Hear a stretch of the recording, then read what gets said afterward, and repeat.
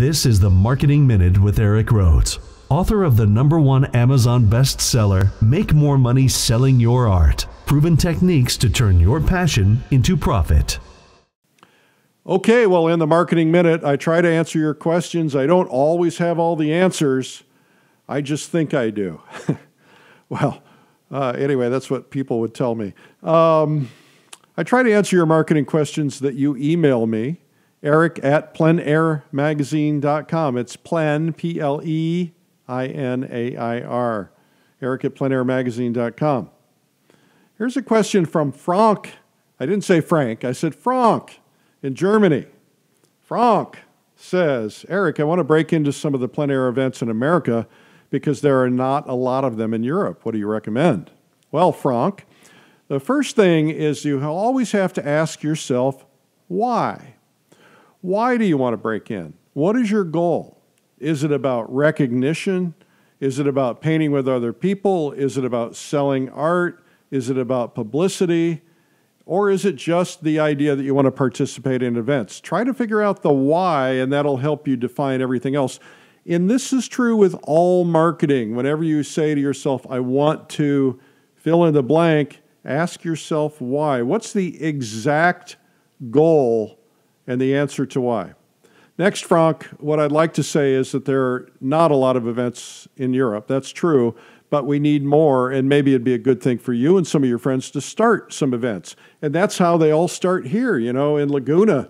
The Laguna was just a few painters who got together and started the Laguna chapter, or the Laguna Plein Air Painters Association, La Papa. And so that's how it works. Just get some friends together, maybe go to a local charity or local city or somewhere where they can give you some promotion power, where you can attract some people. Get them to promote it. Spend about a year in advance on it. Put some publicity out there on it, and you'll find that you can create your own events. And quite frankly, we need more in Europe because the plein air movement is spreading around the world, and we need more everywhere. And so the more plein air events, the more people find out about plein air painting, etc. So that's a good thing. In terms of getting invited to events in America, there are two things. First off, watch for announcements of juried shows, calls for artists, and then apply. Because these are usually blind judging. They're judging your work. They're not buying you based on your name or your brand. Now, if you get into those, that's great. But keep in mind, you're going to have to probably pay your own expenses. Some events will put you up somewhere, usually with a host family. And of course, you're going to have to carry all your gear and your frames and all that kind of stuff. So you got to anticipate that in advance. And you may or may not sell. Sometimes great artists go to these events and they don't sell. Sometimes unknowns go and they sell out everything. You just never know. But some events also want to draw people who are pretty well known, because well-known artists draw in other people. So some artists have told me that once they started advertising, they started getting invited to events. Sometimes it's because they had articles. Things like that will help get you visibility, and that visibility will help get you known. So look for ways to get visibility, do your marketing job, and that's what it'll do. I also say that winning awards will get you publicity, and winning awards like Plein Air Salon, for instance, will really help as well. So be visible. The next question comes from Pamela Howard. Folks, I got to remind you, tell me where you're from when you send these emails, because I don't know where Pamela is from. So I don't know where you're from, Pamela, but she says, in your book, you talk about how to get publicity. Would you talk about it some more on the podcast? Pamela, publicity can really launch a career, and especially if it's in a big media, gets you a lot of exposure with a large following, either locally or nationally.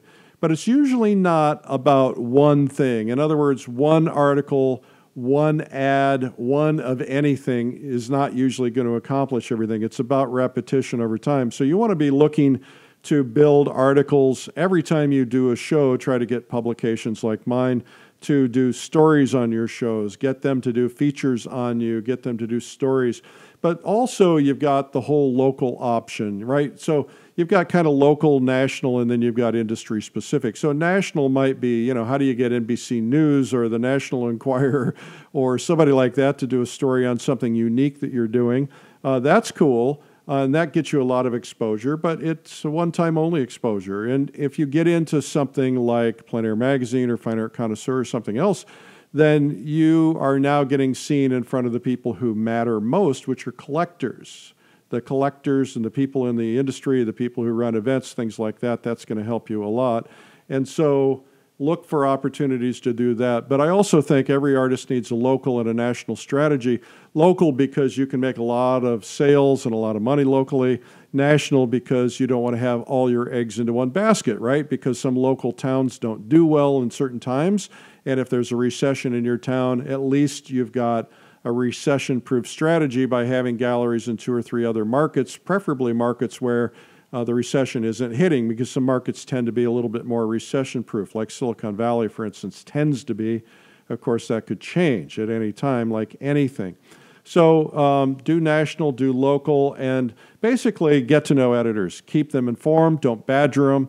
Send them something 3-4 times a year. Don't send them an article that was just written about you and a competitor. That's like, people send these things to me all the time. They say, hey, I just got this article in so-and-so magazine, and here's another one in so-and-so magazine. And it's like, well, why would I do that? Because I don't want to do what everybody else does. I want to do something different. So don't tell me that. But of course, don't trick me either, right? So, I don't want to say, hey, here's an article on this trip that I just did, and then find out it's appearing in 3 other publications. It's not really fair.